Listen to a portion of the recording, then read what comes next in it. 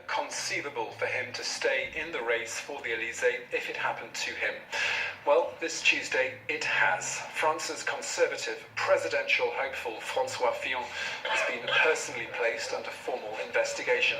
The 63-year-old is accused of not declaring assets and diverting public funds, paying his family hundreds of thousands of euros for fictitious work or for work that they weren't qualified to carry out at the time. This is what he had to say at a gathering of the Hunters Association a little earlier. In this presidential campaign, where the bullets fly low, I can tell you while smiling that I'm quite happy to be with real hunters. Well, earlier I spoke to Nicolas Startin, an expert in French and European politics at Bath University in the United Kingdom. He had this to say. François Fillon, he's had a very troubled campaign, more or less since the outset. It was 6 weeks ago that the Canard enchaîné unearthed this story, and now we find ourselves in a situation where François Fillon is under formal investigation. Now, we don't know what the facts are entirely, we don't even know whether there will be a charge, but whether it's embezzlement, misappropriation, receiving and not declaring funds, whatever it is, this is not good for François Fillon's Mr. Clean image, the image that he was trying to portray. Look at me, I'm something different to perhaps President Sarkozy, former President Chirac, I'm clean.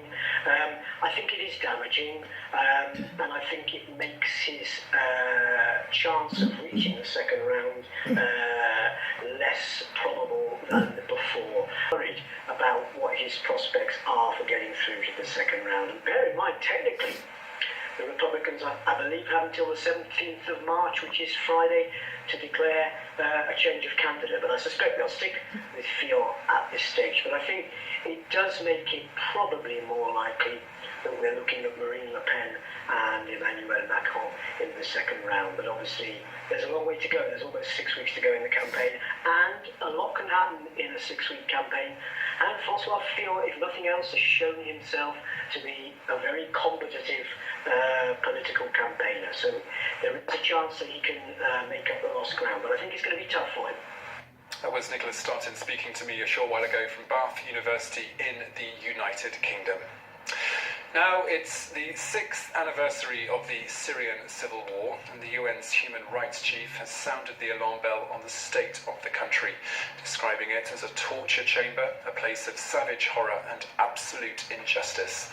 Alison Sargent has more now on what Saeed Raad al-Hussein has described as being the worst man-made disaster the world has seen since World War II.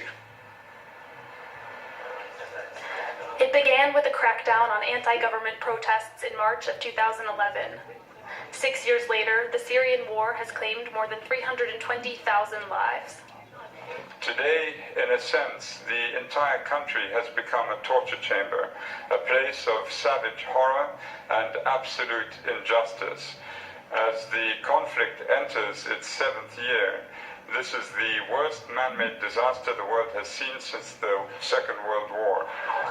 An independent UN report found the Syrian government guilty of several war crimes, including use of chemical weapons, cutting off the water supply around the capital Damascus, and deliberately bombing a school in October. The UN also said that groups allied with the rebels, as well as US-backed Kurdish groups, were responsible for recruiting adolescents. On Monday, the UN Child Relief Agency reported that 2016 was the worst year on record for Syrian children. Over 650 were killed in the conflict just last year. 850 others were recruited by armed groups and forced to join the fighting. The UN commissioner accused the Syrian government of waging war on its own people and suggested that Russia has been complicit.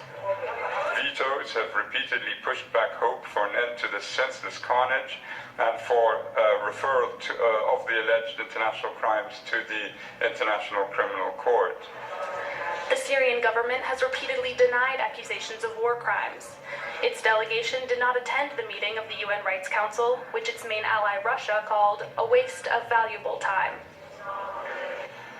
Meanwhile, politicians in the Netherlands have had a busy day, dashing from radio station to TV channel to party gathering, as they put in their last bids for votes ahead of this Wednesday's general election.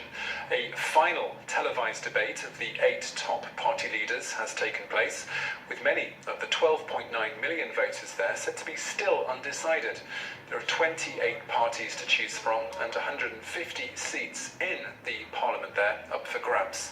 The outgoing Prime Minister, Mark Rutte, and his Liberal VVD party are currently topping the latest opinion polls, but they of course face stiff competition from the far-right anti-Islam Freedom Party that's headed up by Geert Wilders.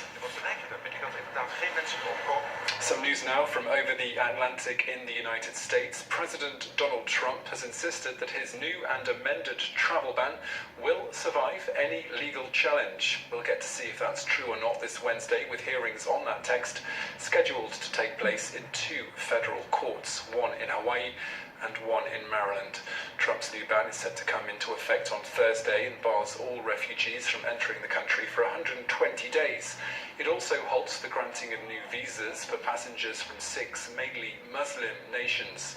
They are Iran, Libya, Somalia, Sudan, Syria and Yemen for 90 days. Trump has dropped Iraq from the list on this second ban.